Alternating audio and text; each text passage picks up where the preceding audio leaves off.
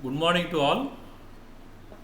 On behalf of Knowledge Forum of Cooperative Bankers, I welcome you all to this webinar on compliance function in cooperative banks. Why this seminar is conducting today? Regularly, we are seeing that Reserve Bank is imposing penalty for all banks, more of cooperative banks for violation of its directions, circulars, and other points.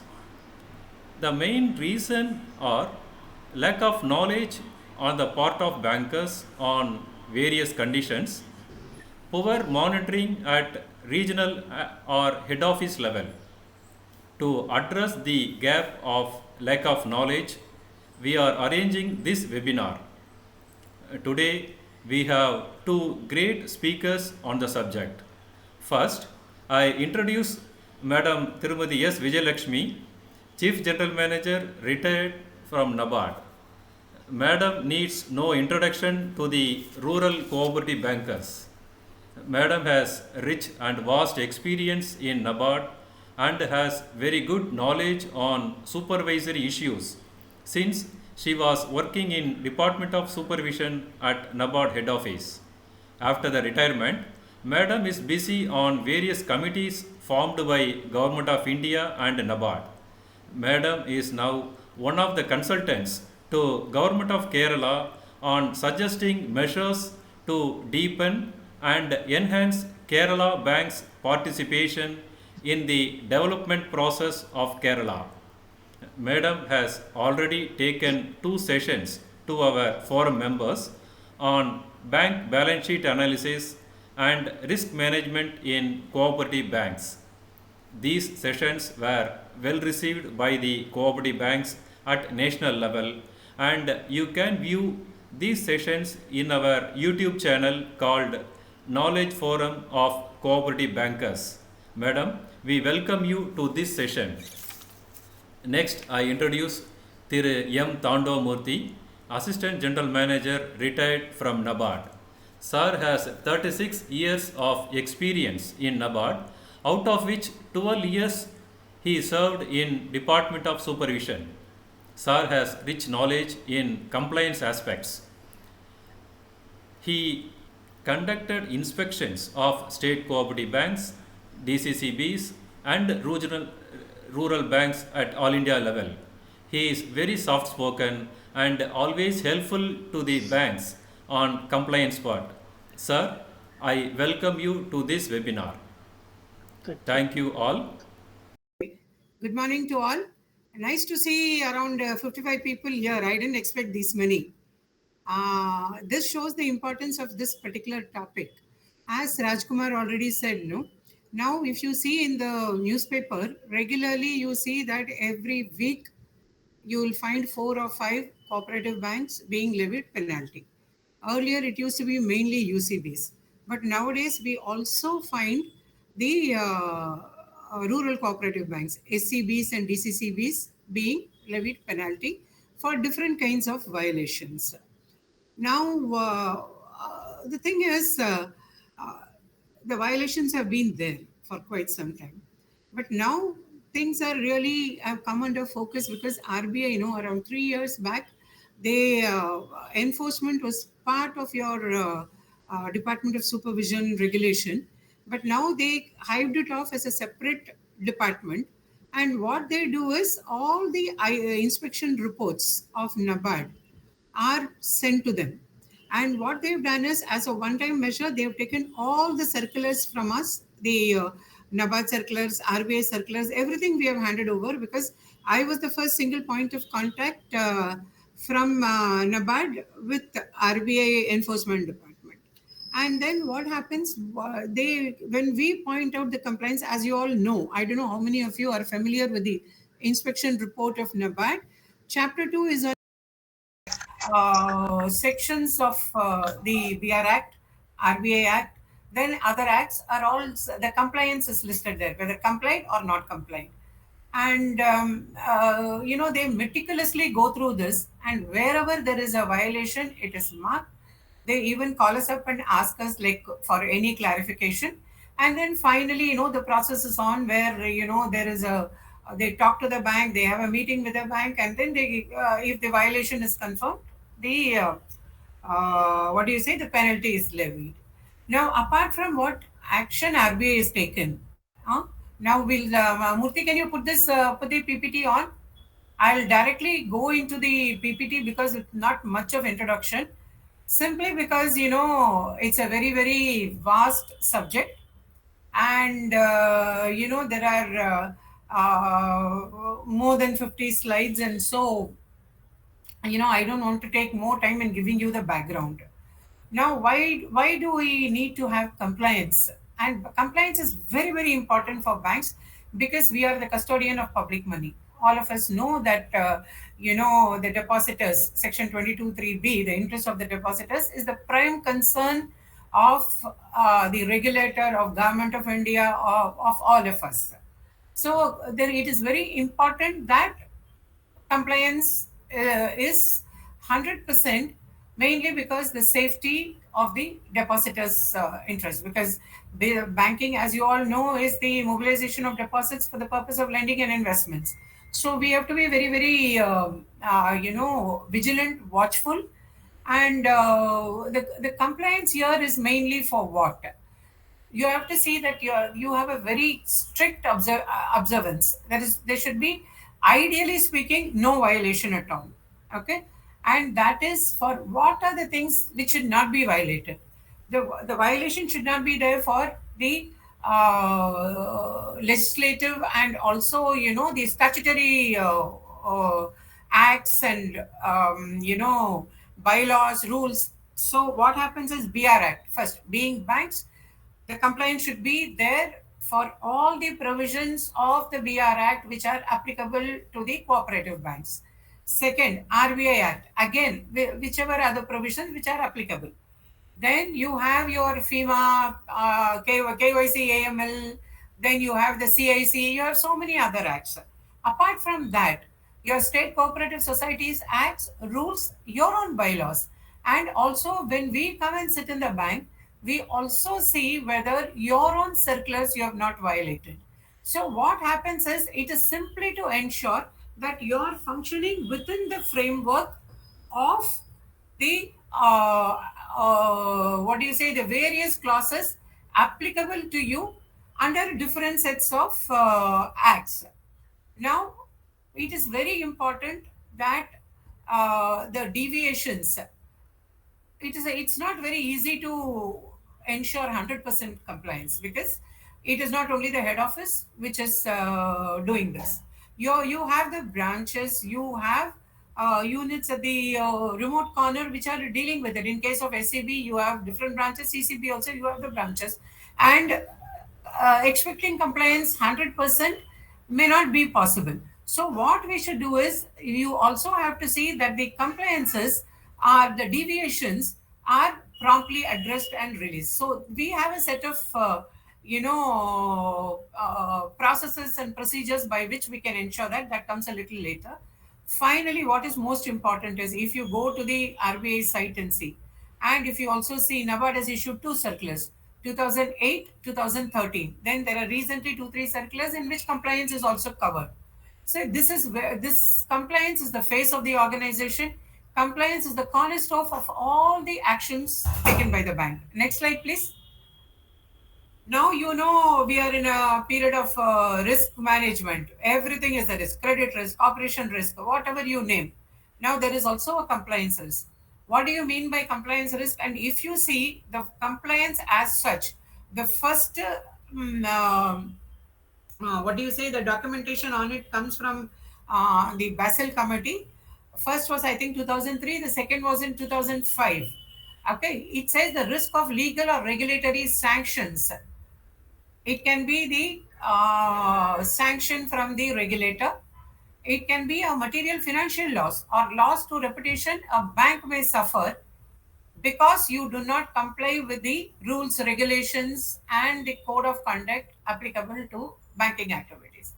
For example, now I will give a very small example. You are right now, we are in a,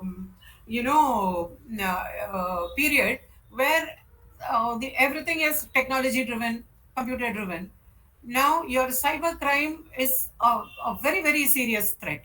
Now, if you see for cyber security, NABARD has issued a set of guidelines. Okay. And then we have said what are the things which have to be put in place, what are the compliances which are required. This particular guideline, which has been issued by NABARD, the latest guideline, also within the larger framework, you will have the RBI framework also there. Now, there requires to be 100% compliance. Can I say I will comply with, say, 60%, 70%? It is not possible, because then if a hacking happens, then the financial loss is great, the reputational loss is great, and on top of that, you will also, invite the attention of the government of India and the regulator and everybody. Now, Basel Committee gave the broad framework. Okay, the very first principle of the Basel Committee says the responsibility of the board of directors for compliance. The second, third, fourth principle says defines what are the responsibilities of the senior management. 5, 6, 7, 8, what are the principles of the compliance function? And 9 and 10, cross border. Of course, we do not have this cross border activities, and then outsourcing. Now, when I look at the compliance function is already there in our organization, though, mostly what happens is it is not only the cooperative banks. Even if you take the commercial banks earlier, now commercial banks are different because they are under Basel 3. So, there is a capital charge on every aspect of risk. Now, for us, what happens is, though the compliance is embedded at different levels in our organization, generally, we do not give that much of importance. Our importance is given to business activities. Then, we are permanently obsessed with our NPA classification, because we know the moment there is an issue with NPAs, you are going to make more provisions and you will have a problem. So, the compliance function has not been given the due attention it has to be given. But as the slide shows, if you see, these are the various aspects in which we already exercise, or we already bring into focus compliance. The internal control, the delegation of powers, then the administrative control, which we all, have several circulars, and where the head office function is there, that is already there. Then internal audit, you have a system, branch inspections are there, that is also to ensure compliance. Then, of course, external audit. Out of all this is your NABARD inspection. Now, all these examine compliance and flag which are the areas which require to be addressed. But basically, if you see, the circulars, the overall supervision is at the head office level, but each and every person in the bank becomes important to enforce compliance. Though it starts at the top, at the board, at the senior management, it has to percolate down to every staff, every employee, because otherwise compliance is not going to be easy. Now, what is the responsibility of the board? There should be a compliance policy.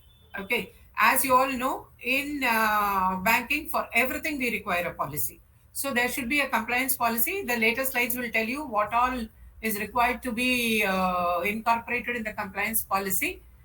Second thing, there can be non-compliance, but it has to be addressed immediately. Okay. Then, if necessary, the board may delegate this usually to the audit committee, or you can even set up a board level committee. If the non-compliances are very high, nothing stops the board from having a separate committee for compliance. Okay, then there should be a quarterly review. The board should ensure that there is a quarterly review of the compliance function. Then there should also be an annual review which is to be placed before the board. And see, very important thing about the compliance function is you cannot have it diffused. That is, it has to be separately, independently done. For example, you have a separate inspection department for internal inspection, right? Like that, you have the planning department which takes care of the audit function, and they are the ones who will flag the non-compliances. So, the department which is looking after compliance cannot look after all these things also. There should be a separation so that there is no vested interest, there is no conflict of interest, and there is no hiding of anything. Now, what is the senior management responsible for? The senior management will cause the compliance policy to be drafted, and it will also define what are the disciplinary actions, what are the remedial actions will be taken in case of a violation. Yeah, next slide. We also see that later on, as the policy comes out, there should be a compliance cell. So the senior management, what it has to do is, once a year it has to have a complete review to see which are the weak areas, which is the main compliance risk which is faced by the bank. And the senior management will cause these reviews to be placed before the audit committee, before the board, before the board committee, whatever. Then when there is a failure, it has to be brought to the notice of the board immediately. Immediately matlab, today something has happened, the next board meeting should have an agenda item on that. Yeah, next. And the compliance policy should be well documented. It should tell what is your compliance philosophy, what is the role of the compliance cell, and it should specifically define which are the specific responsibilities. Okay. It should broadly contain, like, there should be a compliance cell at the head office, and there can be, it should be headed by nobody less than a senior manager, and there should be support staff, and the role and responsibility of the compliance cell and of the staff has to be defined, and also how this compliance structure is going to work across. If you have regional offices, in case of SABs, some of the SABs are establishing regional offices now, and your branches also, how you are going to take care of this, you have to define. Next. And the compliance policy should also say how you will ensure the compliance of the independence of the compliance function. It should not be in conflict of interest, because then I will have a tendency to hide what I am doing. Then the focus of the compliance function should be on regulatory compliance, statutory compliance. This, we are again, it is coming under focus, because you have to be very, very clear as to at what level you will focus, and which are the areas where there has to be 100% compliance. Then monitoring mechanism for the compliance. How do you monitor compliance to all these rules, regulations, laws, statutory obligations, etc.?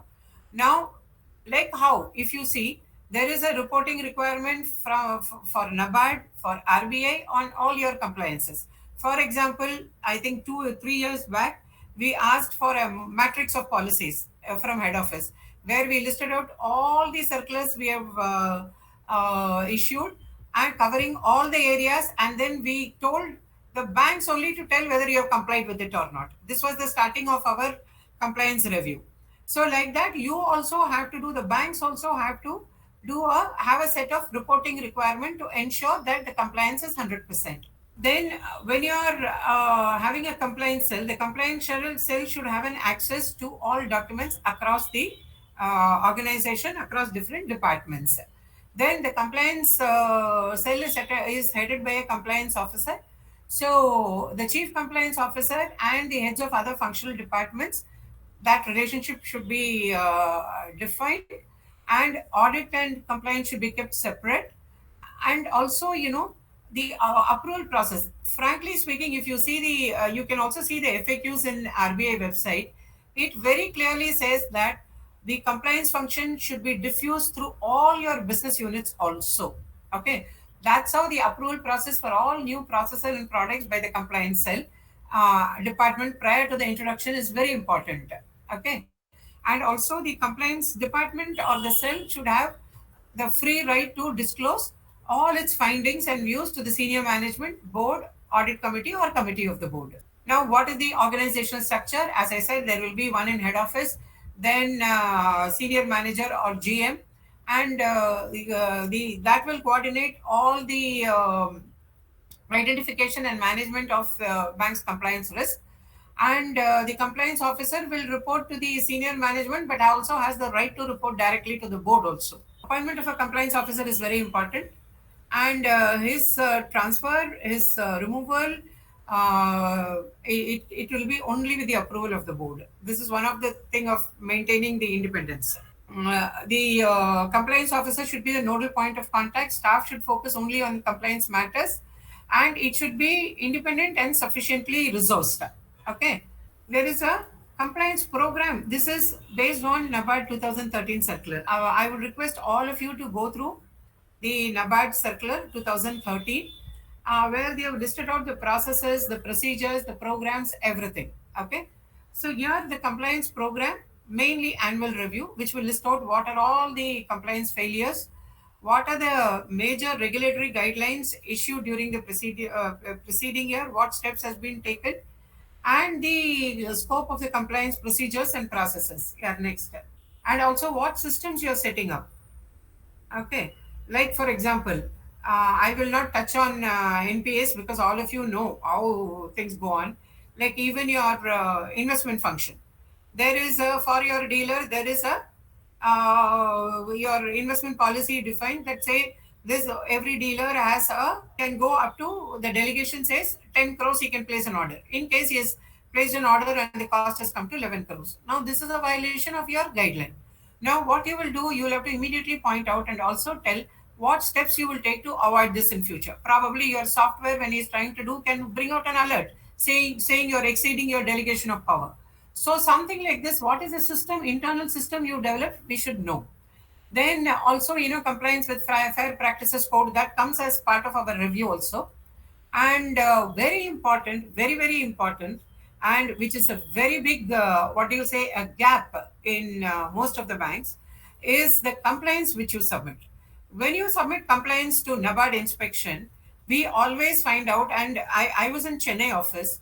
For 2 years, I was the GM of the DOS Department of Supervision. Moorthy was with me, and we will simply return those compliances which say noted for the future. The moment you send some complaints like this noted for the future, already done, without specifying what, whenever you do a complaint, we submit a complaints, what you have to do is you have to very clearly understand what is the violation and clearly list out what are the steps, and this has to be approved, nobody less than your GM, and for NABARD compliance it will go up to the MD of the bank. And also when you do the compliance program, the previous year's non-compliance has to be seen so that at least you don't repeat the same problem again. Yeah. Now, what happens is this is a very, very simple overview of what is expected and what are the methods, or what are the approaches you can take to ensure compliance. Now, when we talk of compliance and then we have defined which are the areas where compliances are required, we will now focus on the specific areas where the compliances are seen as recorded in the NABARD's inspection reports. For this, Murthy has already been introduced by Rajkumar, but I would also like to say a few words about him because he has been with me for 2 inspections where I've been fully dependent on him. And he was there in DOS when I was there for 2 years. And, the depth and understanding of this compliance subject he has, it is unparalleled. And so I thought it is appropriate that he handles this particular section of the lecture. And so now, Murthy, I hand over to you. Thank you, madam. Yeah. Thank you. Good morning, friends. Madam has, I think I am audible clearly. Madam has clearly spelled out the compliance function to be introduced in the banks, in the cooperative banks.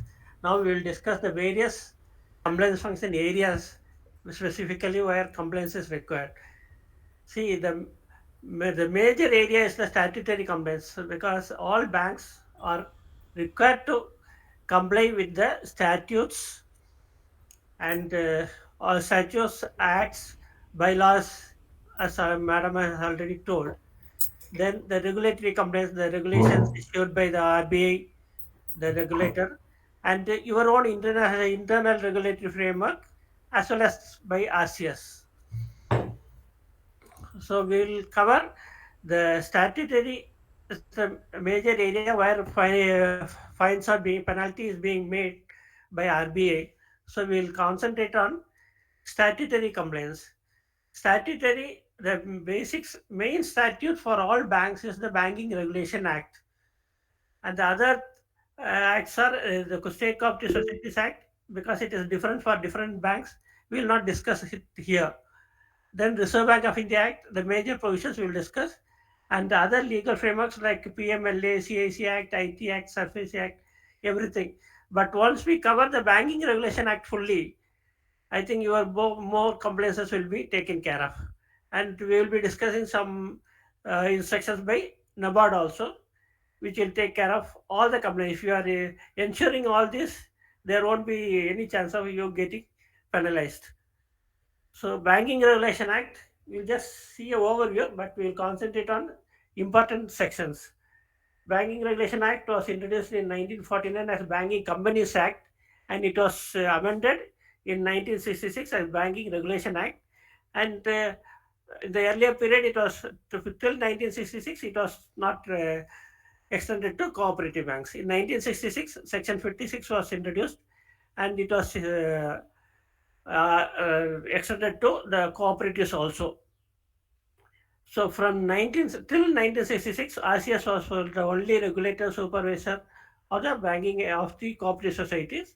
Since 1966, all banking activities come under RBI regulation as per this amended act, and some supervisory powers were given to NABARD on its formation in the year 1981. Due to this, there is a duality of control by RBI as well as RCS. So, the for all banking activities, it is the RBI which is supreme. Then, the recent amendments came in June 2020, and there were a lot of amendments which made cooperative banks in line with commercial banks. Only for a few exemptions were only given. Now we will talk about each different sections of BR Act. Section 5 gives the interpretation of the important terminology used in the Banking Regulation Act. Here, approved securities means securities issued by the central government, state government, or such other securities as may be specified by the Reserve Bank of India from time to time. Banking, the definition, we have different definitions, but BR Act definition is specific, means the accepting for the purpose of lending or investment of deposits of money from public, repayable on demand or otherwise. And banking company is a company which transacts business of banking in India. That is the legal definition of banking. So any company which accept deposits cannot be called a banking because they don't lend. They may be using it for their own purposes. And 5A, it is what I said, the cooperative banks, whatever act they may, it shouldn't be within the scope of BR Act. If it is beyond that, it will be considered as void, because BR Act is the supreme. After that, only RCS regulations or your bylaw rules will follow. So they have to be in line with BR Act, and if it is not in line with BR Act, it will be considered as void. Then Section 6, this is a very important section where banks are not complying. Some banks are seen not complying. The forms of business is, main business of a bank is banking, because accepting deposits and granting advances, discounting and collection of bills and remittances, all these are main ones. Then allied businesses dealing in bills of exchange, bills of lading, debentures, issue of letter, credit card, all those things, safe deposit lockers, then credit card, then other functions, investment banking, securities trading, credit card service, investment. And this one is the important one. Dealing in property is restricted. You see, whenever the bank purchases a property, it should be for the purpose of its own use, and it cannot be for any other use. But the banks, sometimes in satisfaction of claims, they come in possession of property. Those property they can sell, but they have to do it within the prescribed time under Section 9. They cannot engage in the purchasing land and selling it or lending it, letting it out. Those things they cannot do. Then Section 9 is for the immovable property. Immovable property should be purchased only for the purpose of their own use. But if some other property has come into their possession due to satisfaction of claims or in some other form, then they will have to dispose it off within 7 years. If they are not able to dispose it off in 7 years, they should take RBI permission, and RBI can give only to the maximum extent of 5 years. So every year they may give only for 5 years. So totally within 12 years you should be able to dispose of the property. Otherwise, it will become a violation of Section 9. So once it is property comes into your possession, you should see whether you can use it or you should arrange to dispose of that property. Holding it on will lead to Section 9. These two, 6 and 9, is the area many other banks are not complying with. So you have to take care of that. Then provision of this is not that important. That is for mainly for commercial banks. That RBI has the right to see whether the bank is employing properly and people are not employed on contract basis. That is on commission basis and bonus and all.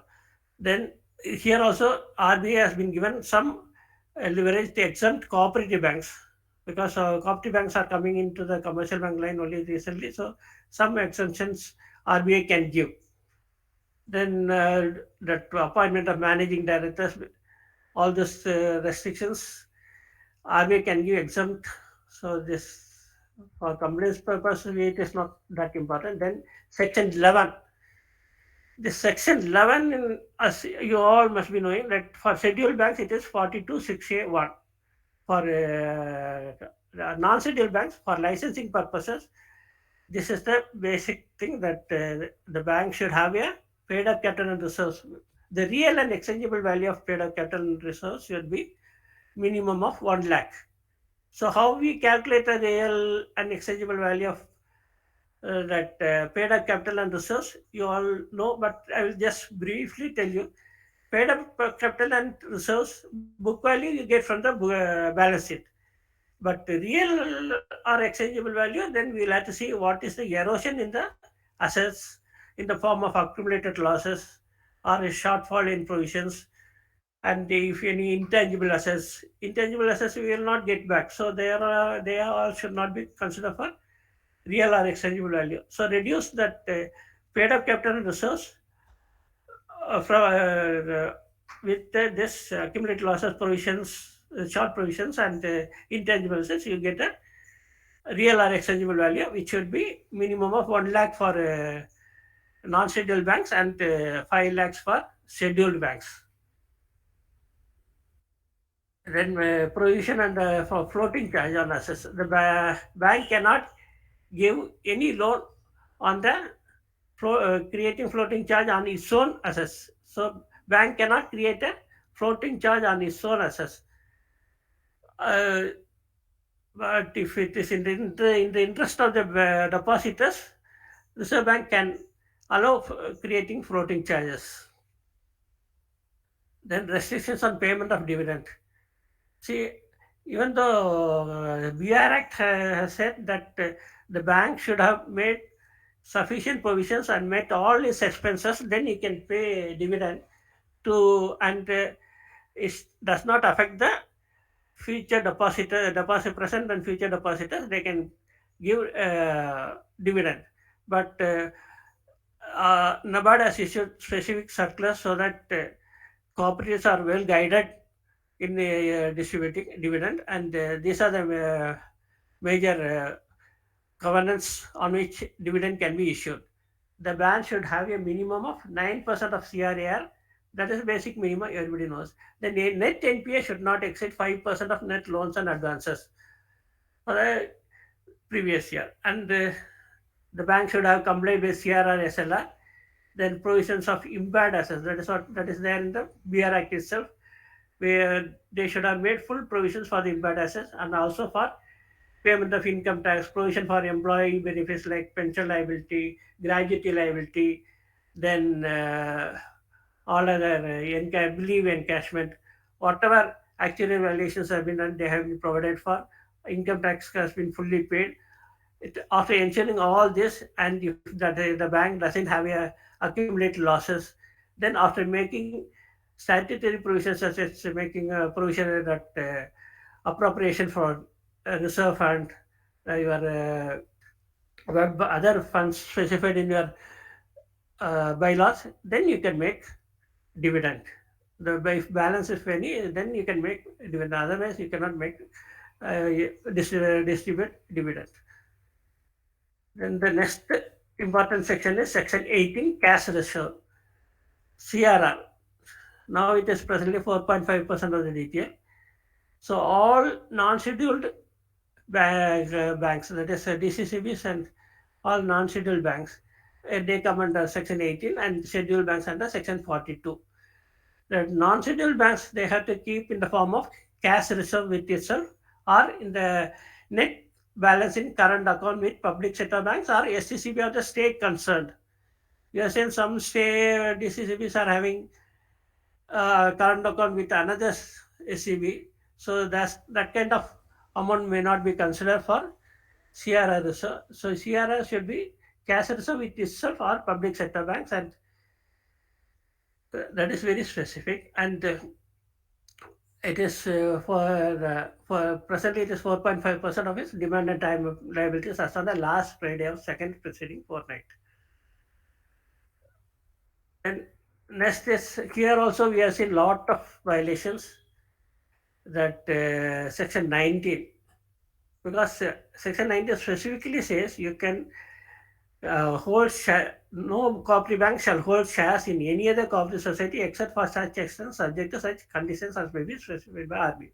So RBI has issued specific circulars, and there is some exemptions given in the Act itself. That is because DCCBs will be holding shares in the STCB. That is not covered in this Act, in this section. So you can hold the shares of in STCB, and some state governments and ICDP, they pass on the share, they invest in the shares of lower level cooperatives through the DCCBs or STCB. So such are only contra items. So you have to show it clearly in the contra item as received from ICDP or state government and passed on to the lower level. So till that time the shares are repaid, it will be there in your books. So that is exempted. That can be done. And cooperative banks should offer. Then the other main issue is if you are investing in any cooperative society, you should ensure that the bylaws allow for retirement of share capital. That is, once you invest in a share, it should come back in 10 years. 10 equal annual installments from the next year onwards. Once this year you are investing, from next year onwards, it should be redeemed over a period of 10 years. That is, then other restrictions, these are restrictions imposed. That is, the investment in shares in cooperative institutions should not exceed 2% of the bank's own funds. This has to be ensured. And the cooperative society in which you are investing should not have all cooperative banks should not have invested more than 5% of the subscribed capital of that institution. That has to be ensured. And to IFCO and CRIPCO, Reserve Bank has given a exemption because they have contracted, they have taken exemption directly for the purpose of cooperative banks investing in IFCO, CRIPCO. But here also the instructions are very clear. It should be for your minimum contribution for the purpose of maintaining your membership. Otherwise, the excess amount it should be redeemed. Then Any non-cooperative, non-profit-making cooperative societies are formed for the mutual interest of cooperatives by Cooperative Banks Association or cooperative for the purpose of promotion of cooperative education, like state cooperative union or housing cooperatives. There, if the employees are making a housing cooperative society and the bank is contributing, all those things are exempted. The bank can, if it is non-profit making, that is a very important aspect for the purpose of the development of cooperation. If such societies are formed and if they are non-profit making, then this law will not apply. Then respect state government in every content relevant positions for. So this is for if you are already having the cooperative society shares in cooperative societies, and if you are not redeemed, and if you are not the society is not in existence, or you are not able to redeem it, then you should look after writing of that loan, writing of that investment in shares using your bylaws or your RCS with the permission of RCS. Whatever procedure is with the due process, you have to get it written off from your books. And restriction on no loans. See, no bank can grant loans and advances on security of its own shares. Then if that is mainly for other banks, because your own shares you don't give a loan on shares. But here the main thing is in the earlier cooperatives were allowed to give loan secured loans to its directors, but with the amendment in 2020, the loan cannot be given to its directors. Granting of loans to or on behalf of any of its directors, any firm in which any of its directors is interested as a partner, manager, employee, or guarantor, any company in which the director holds a substantial interest, any individual in respect of whom the director is a partner or guarantor, return to be submitted to RBI by the end of the succeeding month. Every month you have to give a return, sorry, every year you have to give a return to the RBI. That is 31st March position you have to give within 30th April. This is section 21, which gives powers to RBI.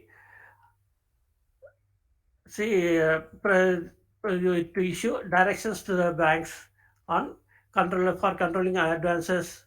So basically, based on this, RBI has rate of interest that RBI has issued two circulars. One is on to cooperatives.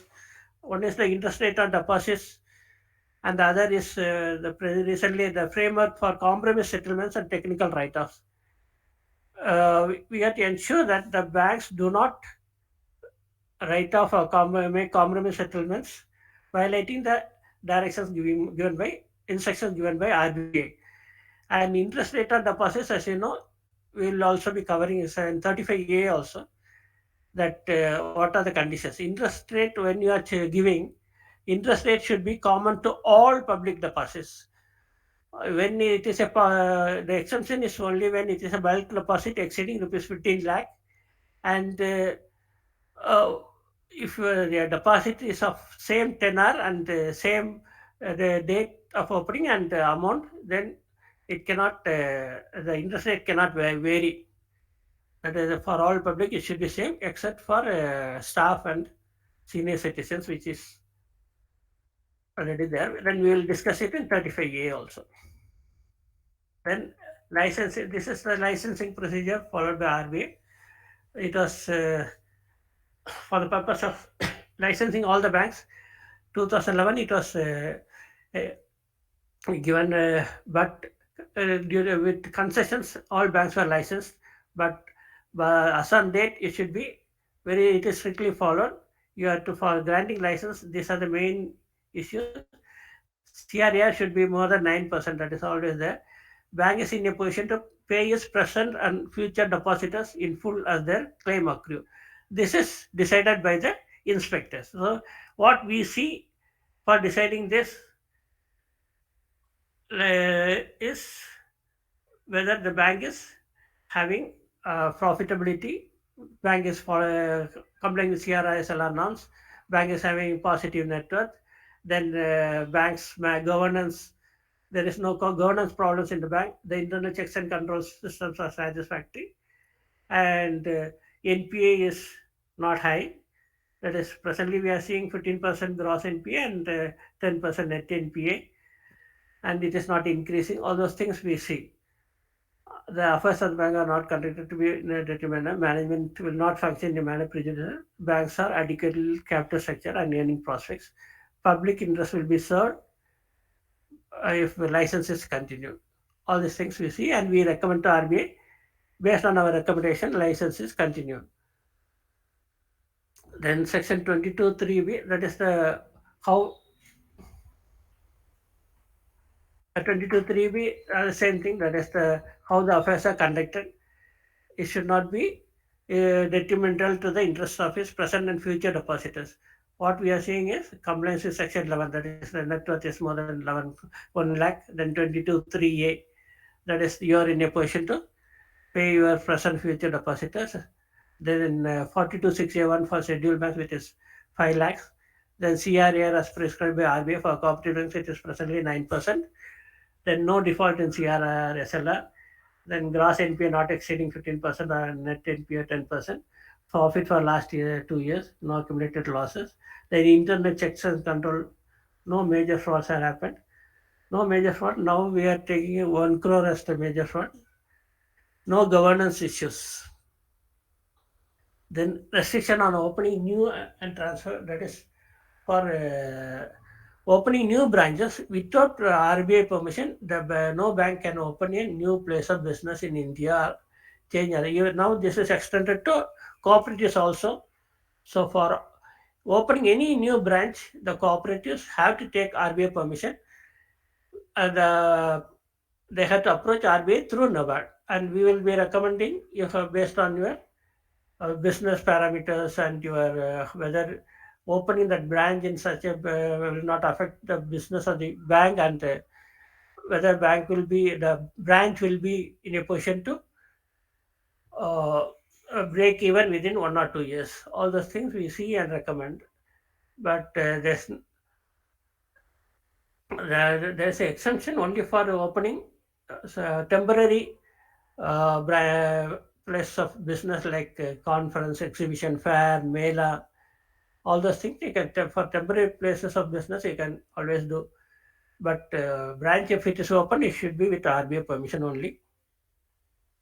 Then aspects taken into account need to be satisfied by country, because say before sending your application for license, you have to see that whether opening such a branch will break even within 2 or 3 years, and what is the financial condition of your bank, what is the general character of management, the adequacy of capital structure, earning prospects.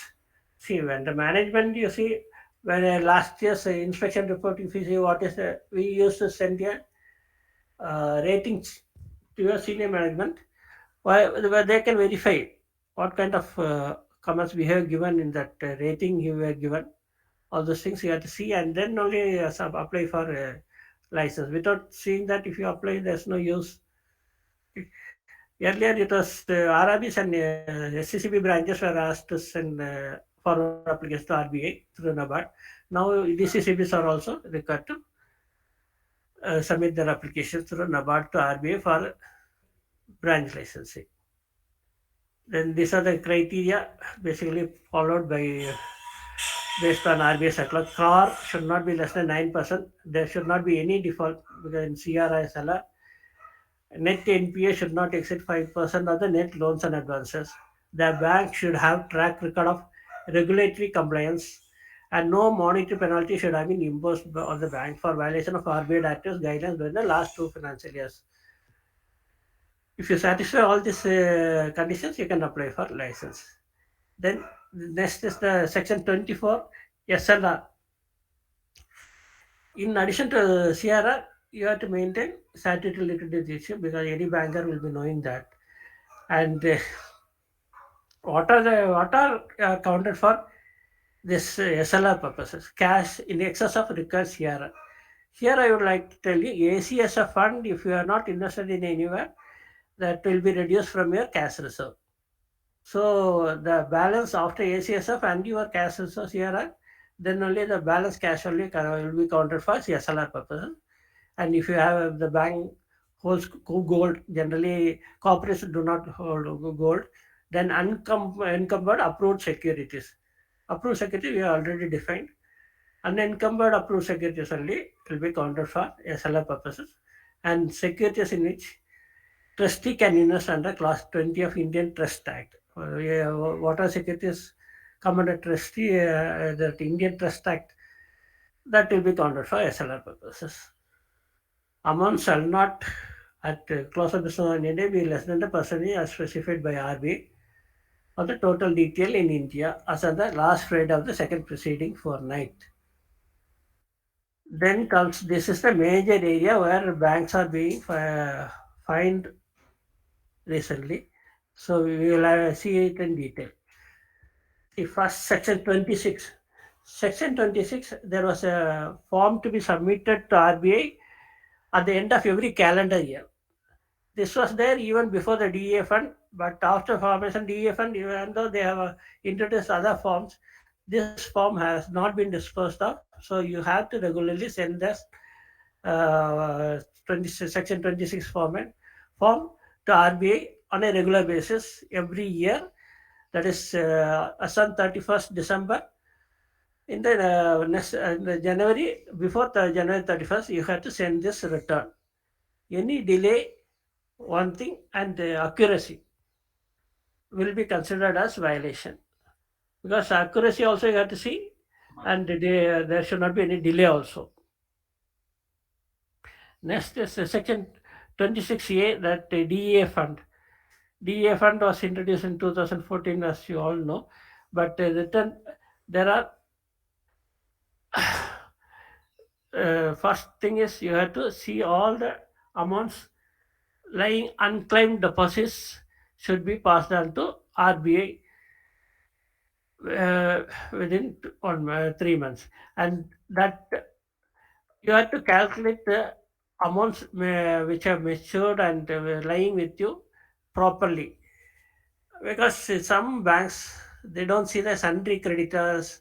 RBI specifically says sundry creditor balances, all those balances which are in the form of outside liabilities, but not should be passed on to RBI. Some subsidy reserve fund, something will be there. Those things you just close it, because subsidy reserve fund, why it should be lying with you? Either it should be given to the borrower or to be returned back to the government. What we are seeing, the common deficiency we are seeing is there is no proper system of identifying, calculating, and transferring the appropriate amount and furnishing the described returns to RBI within the prescribed time and manner. Because this is the major lacuna in most of the cooperative banks. The proper system is not put in place. The identification, there are problems. Then identification mainly in our sundry creditors and the bills payables, all those things, they will be lying like just like that without, and you don't care to consider them as this more inoperative accounts. So you don't take it into account.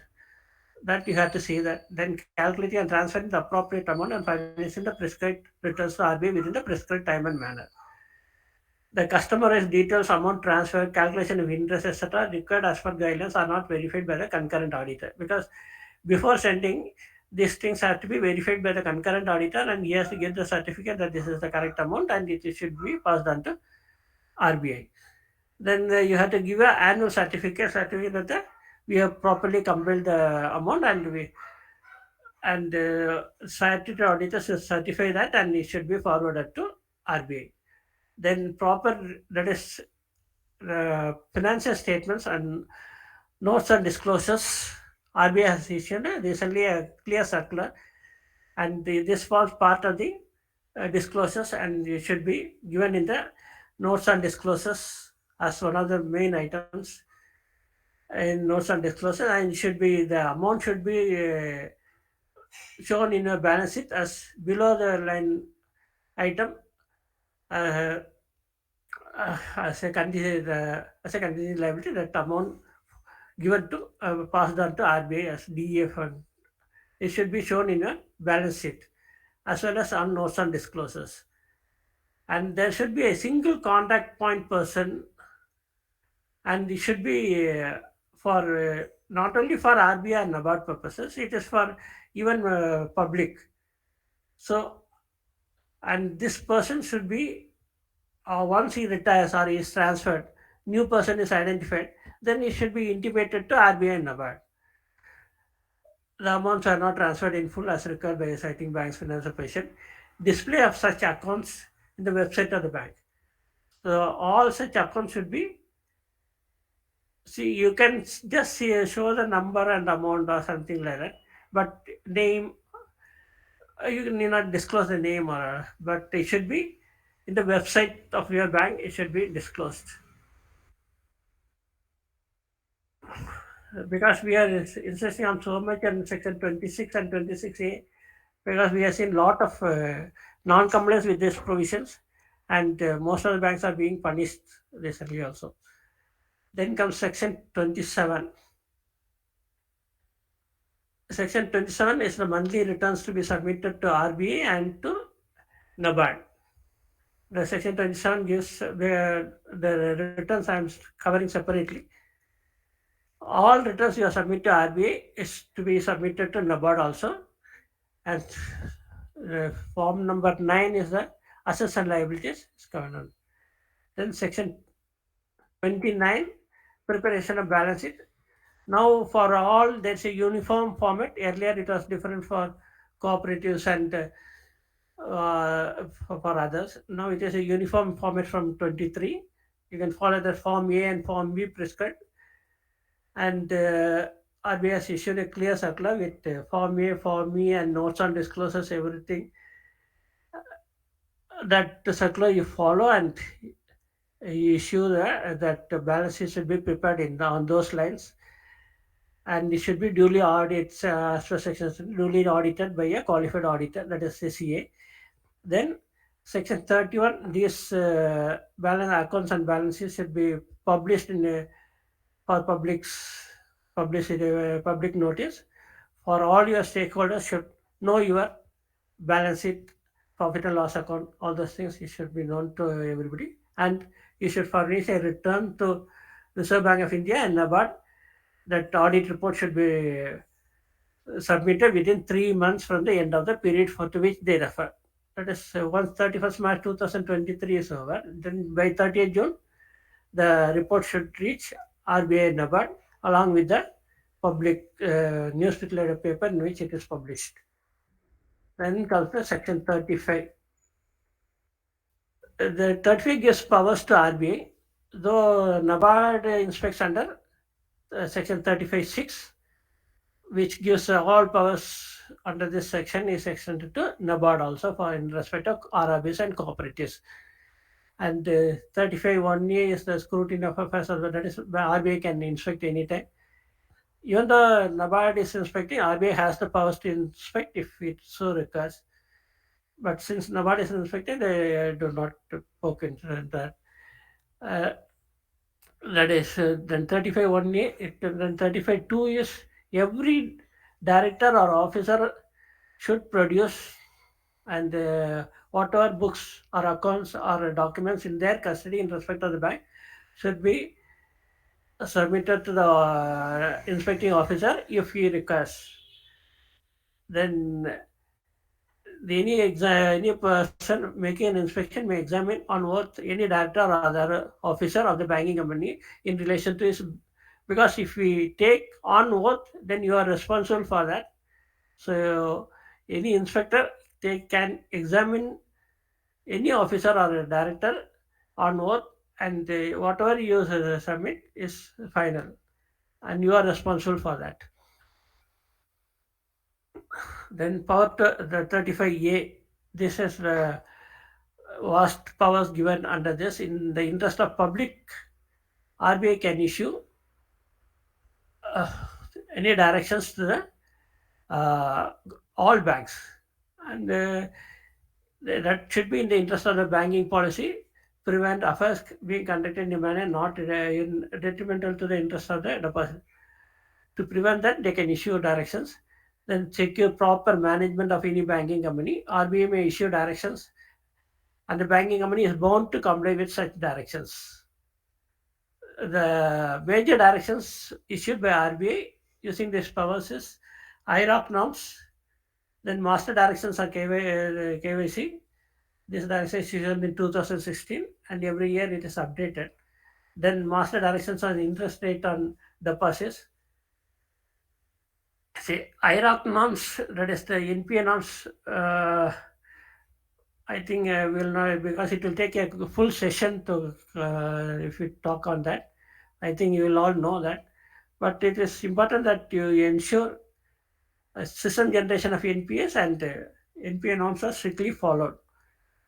Then master directions of KYC will follow it up. It is as per the PMLA Act. We are talking on PMLA separately, so we'll cover it there. Then master directions on interest rate or deposits. Here, the major area we are seeing is whenever you are giving additional interest to the staff, the staff is eligible to get additional interest even if his deposit is in the name of his in his own name or in the joint name of him and his family. There's no problem in giving additional interest, but you have to take a declaration from the depositor concerned that the money is deposited or which may be deposited from the time in the such account belong to the depositor concerned. So the staff should give a declaration that it is my own money. So that same additional interest can be extended to the retired staff, spouse, and association or fund of the cooperative bank staff. Here, the security deposits cannot be given that additional interest. It is only association or fund of the cooperative bank staff for their welfare. Then here, another thing is even spouse of the deceased staff will be eligible for additional interest, and the senior citizen in the additional interest whatever you are paying, this retired staff or other those who are taking this additional interest in staff category are also eligible for both. They can avail that also. There's no restriction on that. Then RBI has issued, as already I told, on 2021 they issued a clear circular giving the balance sheet, P&L format disclosures. This is the August 30, 2021 circular by RBI, which contains the balance sheet, profit and loss account, and financial disclosures record of banks. From this year onwards, you strictly follow this circular, and your balance sheet, profit and loss account for this year should be in this format. Then master directions on KYC, because KYC is the major area where a lot of banks are created having panelists. So I thought we will discuss it separate in length. First important thing is you should formulate a policy and which is approved by your board. The policy should contain a customer acceptance policy. What kind of customers you will be accepting, and risk management. What kind of risk management systems you will proceed, because each customer will have different types of risk for the bank. Some may be low, some may be high, medium. So how you are going to distinguish between that? And for all this, guidance is there in RBI Master Circular. Then customer identification procedure and monitoring of transactions. All these things should find a place in your KYC policy. Also, training of your staff, reporting to FIU-IND. All those things should be covered in this your policy. Then policy, the board should designate a director to ensure that the bank is complying with the PMLA 2002. Sorry. It is always there that a director, for the purpose of director, a person in the senior management, because you may not be having a whole-time director other than chairman or man, so you can have someone from the senior management level at your GM or MD level. Then principal officer So this principal officer should not be the same person as the designated director. He is the person who is responsible for ensuring compliance with PMLA Act. All complaints regarding PMLA, that is, ensuring KYC compliance, is ensuring submission of returns to FIU, and monitoring of transactions, sharing and reporting information. All these are the responsibility of the principal officer. And once this designated director and the principal officer, now after designating a director as designated director and nominating a principal officer, it should be reported to FIU-IND, copies to NABARD and RBI for information. Then every time one principal officer retires or is transferred or director has vacated his position, new director should be designated, or then your principal officer should be new principal officer nominated. That should be ensured. Then the RE shall ensure compliance with KYC policy through figure as to who constitutes senior management for the purpose of KYC compliance. Because your policy should define who is the senior management in your bank. Some banks will have only a manager as the CEO. In North India, you can see only managers as CEO and no AGMs. So the bank, based on this human resources, it should designate who constitutes senior management and who constitutes junior management and middle level management, everything. But KYC policy should define who is the senior management in your bank. Then allocation of responsibility for effective implementation of policies and procedures. So under KYC policy, who is responsible for taking the customer identification, certifying the customer identification, everything, all responsibilities should be enumerated in your policy. Then independent evaluation of the compliance functions of RE's policies and procedures, including legal and regulatory requirements, should also form part of the policy. And concurrent and internal audit system to verify the compliance with KYC AML policies and procedures. That is very important. At least concurrent audit should be there, and internal audit system should verify the compliance with KYC AML policies and procedures at regular intervals. Then submission of quarterly audit notes and compliance to the audit committee. So once that audit notes and compliance to the audit notes should be put up to the audit committee of the board, so and to the designated director.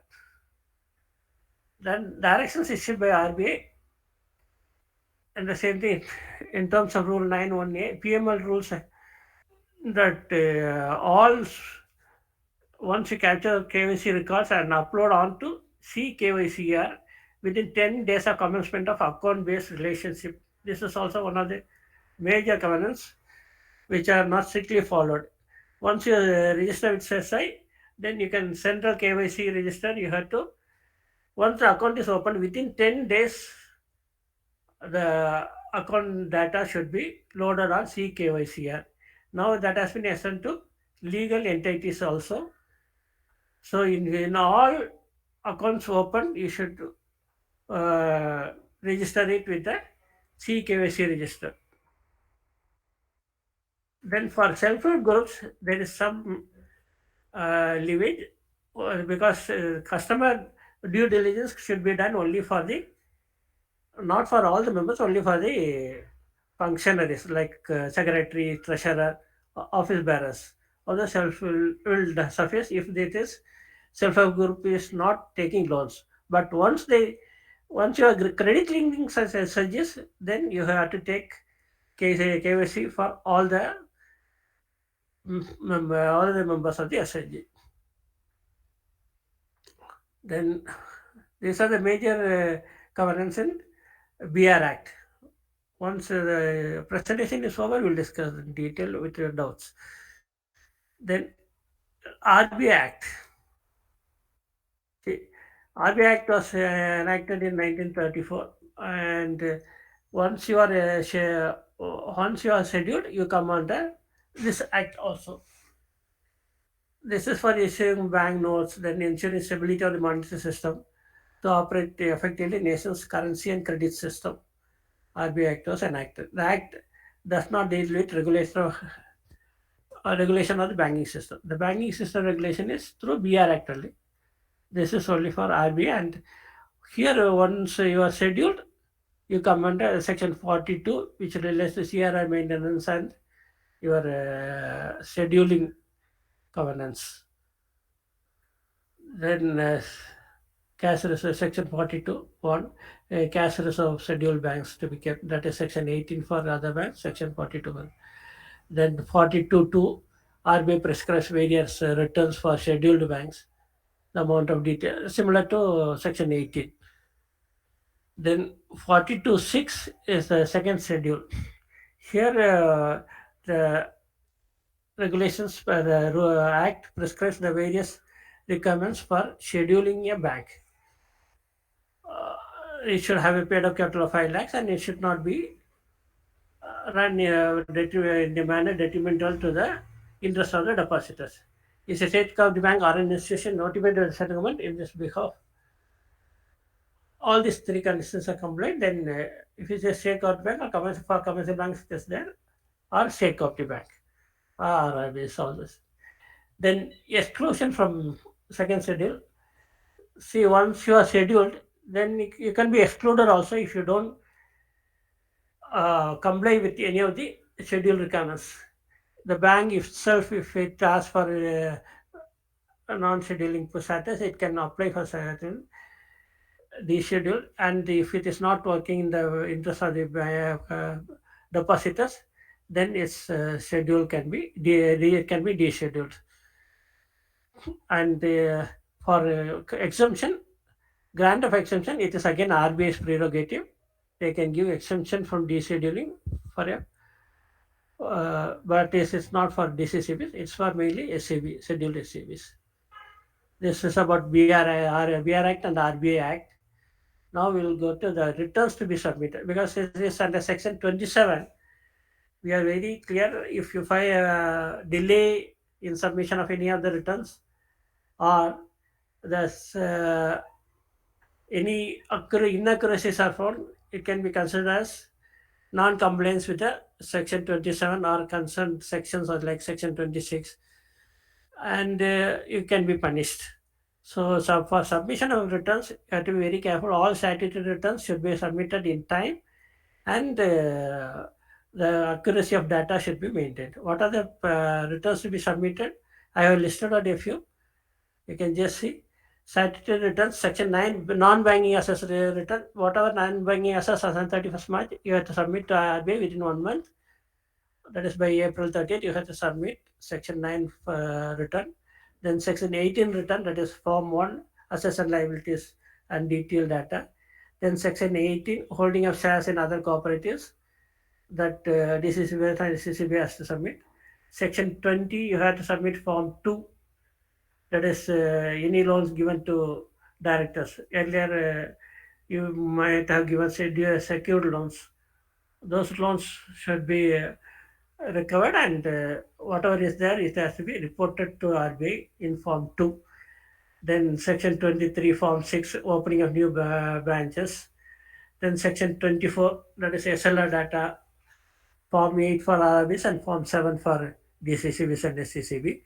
Then section 26, that is the form A, again form 8 for DCCBs and SCCB. That is that for calendar year you have to give within 1 month. Then 26A, there are 3 returns you have to submit. Then section 27, RBI has prescribed form 10, form 9, and NABARD has prescribed OSS returns, and presently FMS returns have also been brought under section 27. Those 2 sets of returns are also to be submitted under section 27. Any non-compliance with this will be reported to RBI, and RBI may penalize you. And here the accuracy and without delay submission is very important. Then section 37, balance sheet and profit and loss account as per schedule 3. The recent amendments have made a uniform balance sheet and profit and loss account schedule for all banks. You can go through the circular and ensure it is complied with. and it is done in time also. Then section 35(6) inspection statements. This is whenever inspection is conducted, you are submitting. But see, you may say we are submitting ensure. No, ensure is OSS returns and other CCV statements you are submitting. RBI NABARD inspector will generate that CCV statements and ensure its accuracy and get it signed by you. The final hard copy you are submitting is the final thing. Then 42(1) form is Form A and Form B. Form A for IRBs and Form B for uh, that is for scheduled STCBs. That is the section 18 form, same thing. Then statutory returns you are submitting to NABARD through Ensure portal. You have to submit OSC. There are 10 returns, out of which 5 are quarterly, 6, 7, 8, 9, 10 are yearly. 9 is from in June quarter. All others are annual, some 31st March. Now, all quarterly returns you have to submit in within 1 month. Annual returns, that is, it is in 3 months' time is given. For FMS returns, FMS one, that is the ad hoc return, when fraud is detected, you have to submit within 15 days. For FMS 2 to 4 and 4A, it is quarterly, within 1 month you have to submit. And this fraud vulnerability index, there is a yearly return which you have to submit in 3 months' time. That is for March 31st. You have to submit it June 30th. Next is investment review reports. Even though it is not under section 20, the first two are under section 27. Investment review reports is a regulatory requirement. You have to submit with at the half-yearly intervals within 45 days, and it should be approved by your board.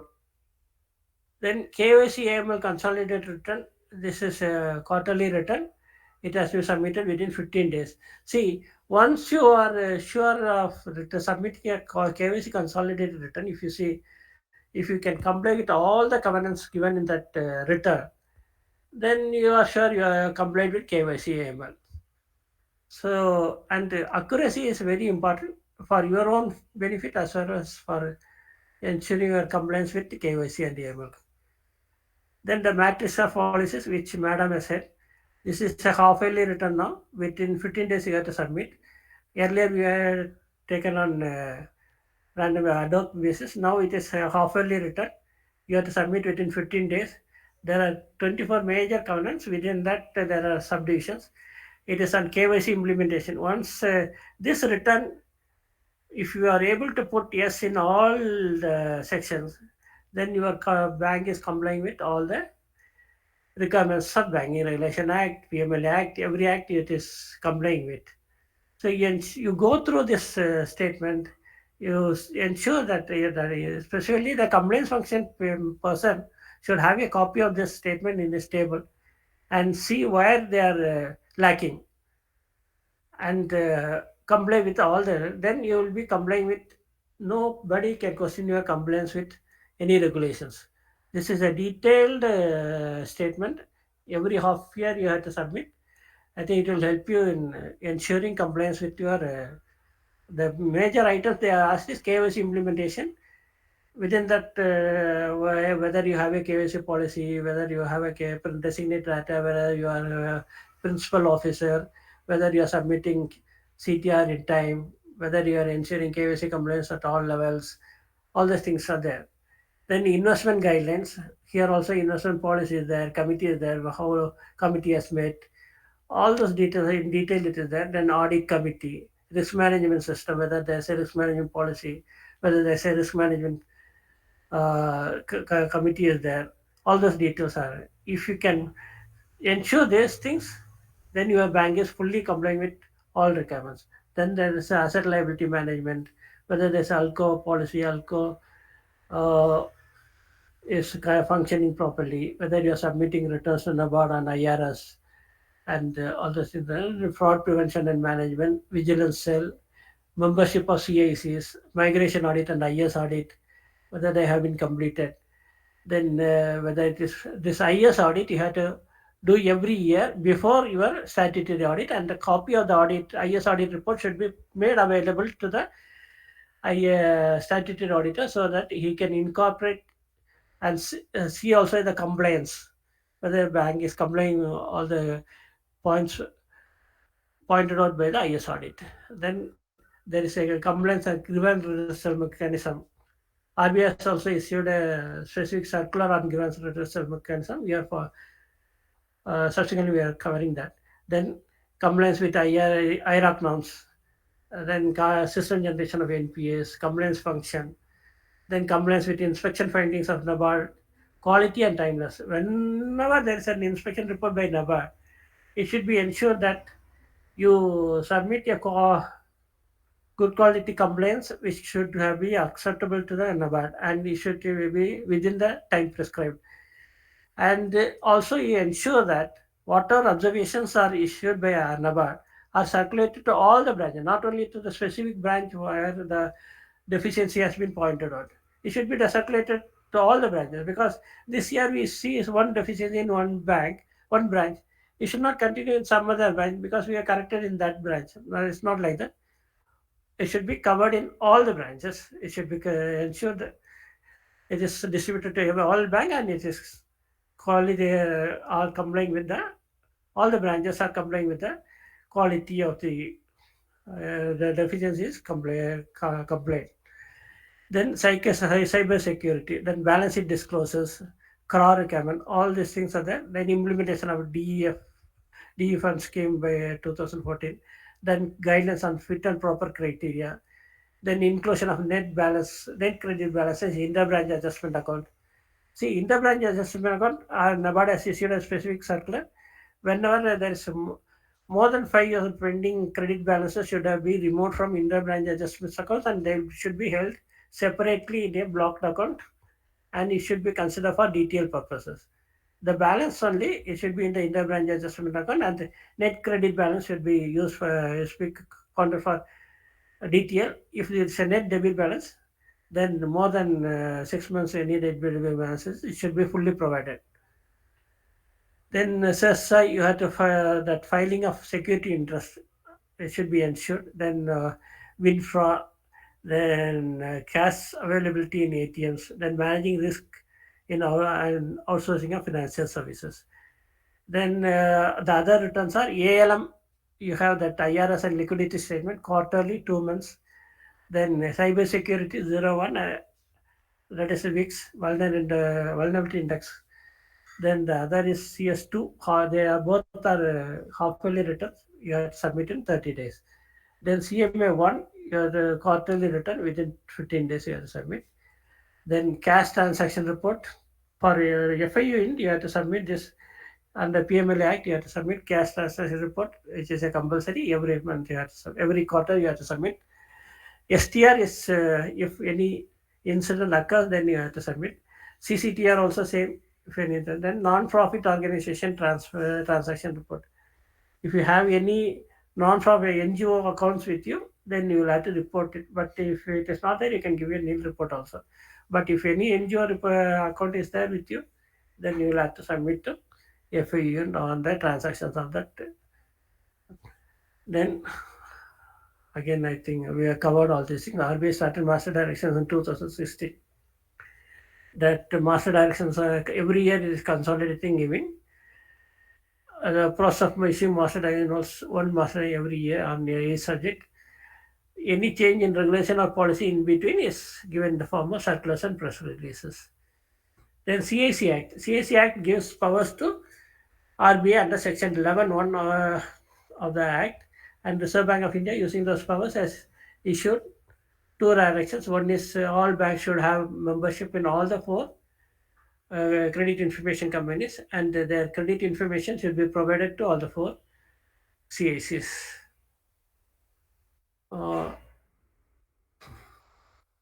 Then surfacing, because all security interests you have to upload in you have to register with CERSAI as load all your security interests in immovable property in that CERSAI portal. And regulatory compliance, this is section CRAR should be 9%, that is RBI's prescription. Then RBI has issued a circular on customer service in the year 2014. all banks should have a customer service committee, and this should have a board approved grievance disposal policy. Then complaint disposal, they should have a time for disposal, and it should be ensured, and there should be a nodal point, nodal department to whom the customer service, who customers can give their complaint grievances, and the person whom RBI or NABARD or Government of India can liaise with to ensure that customers' complaints are disposed of and the details of this person's contact should be presented in all the branches and should also be reported whenever there is a change. Also, it should be reported. Then regulatory complaints NABARD has issued on fraud monitoring, and they should constitute a special committee of the board. Then they should have a board approved policy for fraud risk management, annual review of the frauds and report to NABARD, and submission of fraud returns, 3 FMS, which is under section 27. Then comes the internal regulatory framework, because it will be different for different banks. We will not discuss in detail. We will just say Cooperative Societies Act, the respective state Cooperative Societies Act, it has to be complied with. But if it is in it is going against Banking Regulation Act, then it becomes void. Then instructions of RBS, as a same thing.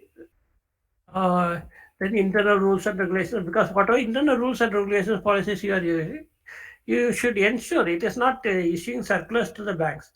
It is more important that you ensure all the branches comply with those instructions. That is a basic thing.